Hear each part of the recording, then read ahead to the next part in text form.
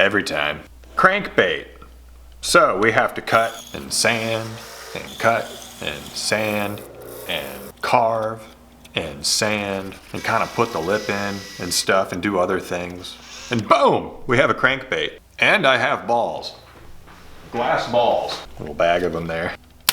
We are going to cover the surface of a crankbait with balls of glass. This is probably going to require more than just that. Some sort of something having an effect behind the glass, so in many spots there's this 360-degree throwing of light every which way. I really don't know what to expect from this. That's why I'm doing it. I've been experimenting a little, coming in with the Dremel, making a little hole, different depths of hole. I put some metallic aluminum paint behind that ball. You definitely don't want to get the paint on the ball. That just kind of looks like a steel ball, doesn't it? Things will be figured out in this video.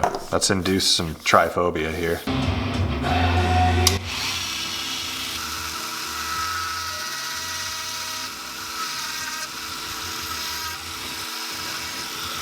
All right, that's a commitment right there. Glass ball has to go there. I have 5mm, which does not fit in that hole. And I have 4.5mm, which falls right in that hole. I think I'm gonna use 4.5. I'm gonna need more holes.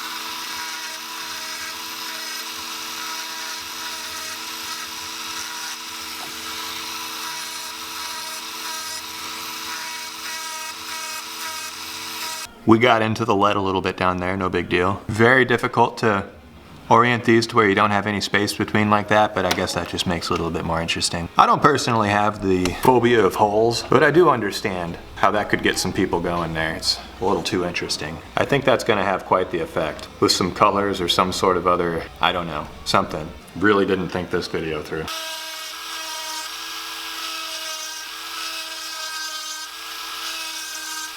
That side looks so much better. No awkward gaps. This is thumbnail side.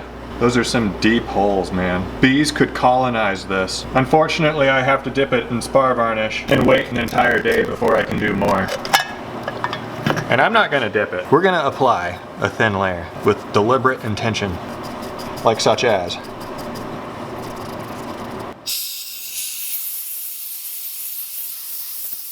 I didn't get close to the tail back here with the holes because there's a screw eye going through there and would have just ran into it and wouldn't be deep enough.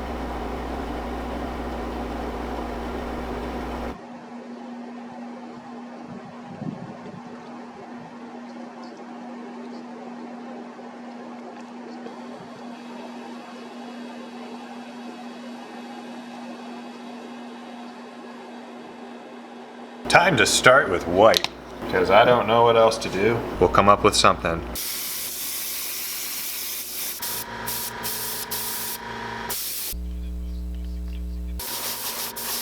think I know what I'm doing, 1 second. Alright, UV resin, and I think what's gonna give the most impact are some insane siren scales. Let's stir this up and break them up a little bit.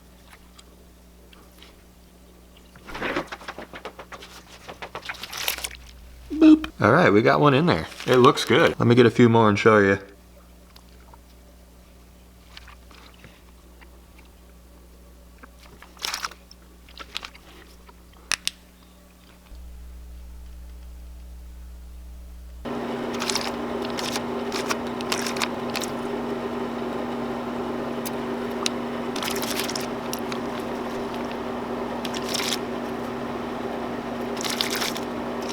That was just some holographic Beskar siren scales, and you can see that holographic flash once in a while. That actually did a lot.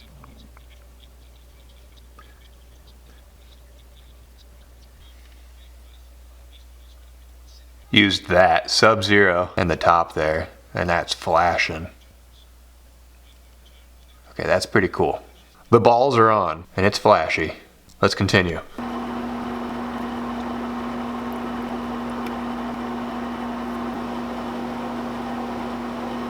It's pretty flashy in person. I'd say more strange than flashy though. This is weird.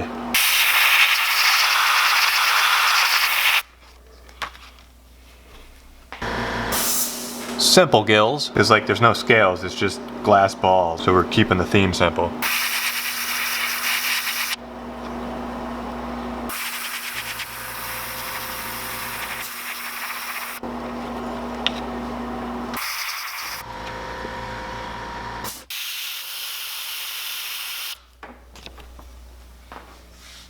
Okay, we're gonna do a flat blood red iris with pearl red around it. Very simple eye too.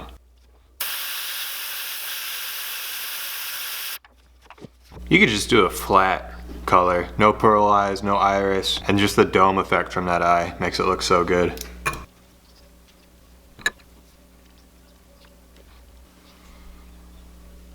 Okay, that's pretty much just holes in a bait. Who'd have thought? You just drill a hole, put something perfectly clear inside of it, and fill it up with more stuff that's perfectly clear. A little bit of glitter behind that. And boom! You just did more work than necessary to make holes in the side of a bait. So, I cut and sanded and cut and sanded and carved and sanded, dremeled, lip slot, lead, hole, more holes, shallower holes. We're trying this again real quick. Let's actually do this. Traced it out, cut it out, holographic foil. And this stuff's kind of flexible, especially when you put some heat on it, so it's going over. Then I have this little peen hammer. I just made that up. This might not be called a peen hammer. That's what it should be named. I have a feeling this is actually going to be ridiculous. That's what we need. Something disturbing.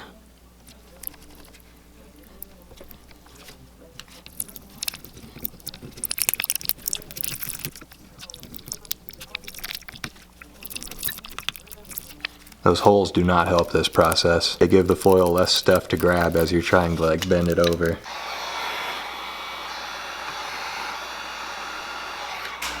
Maybe not so much heat, because watch, when you put the heat on it,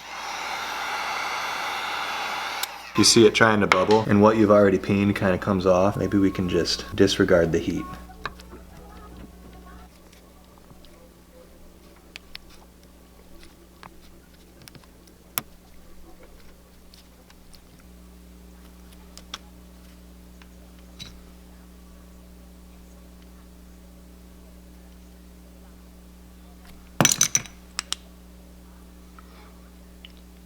A little bit of squeeze out on each one, but that is much more dramatic. This is gonna look bonkers. Then we'll just do like 1 or 2 coats of UV resin, maintain all that lumpiness. Oh, and we're putting googly eyes on it.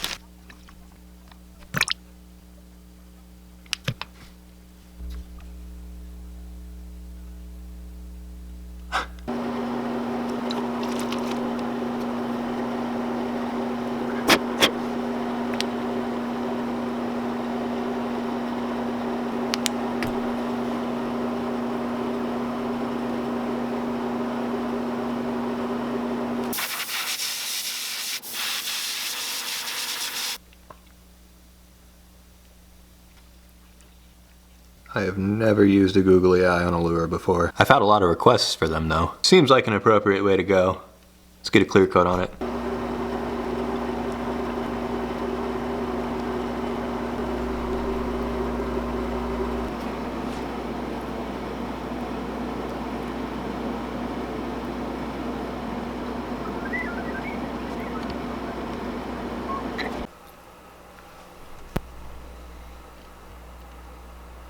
I mean, that's got to be what fish crave. It's got spectrum light.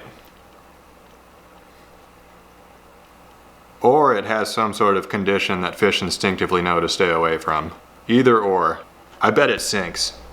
Let's test it out. Oh! It just barely floats still with all of that glass on it. That's incredible. It still floats. Super slow rise.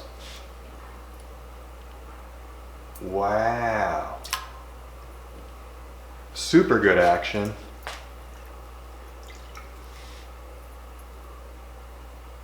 Super good action. Could not be better. That is a gracefully smooth, quick action. Dude, that's gonna get destroyed. And there really is a good flash from all angles because of that glass. Cannot be missed. Oh, and I don't have the hooks on it, but this one probably sinks. Oh yeah. This one's weird. I knew it was, like all that glass I knew was gonna make the action very strange. It's almost like it wants to glide instead of crank. But you pull it a little harder and it cranks. This one's not quite Action City. This one's action small town where weird stuff happens. That might be some of you fellas' preferences, but I had a feeling we were going to need to reduce the amount of glass on the side. Hopefully it still floats. This one's close to suspending and it's just perfect. Thanks for watching. After videos like this, it feels like I'm just like, well, see you later. On to the next bait.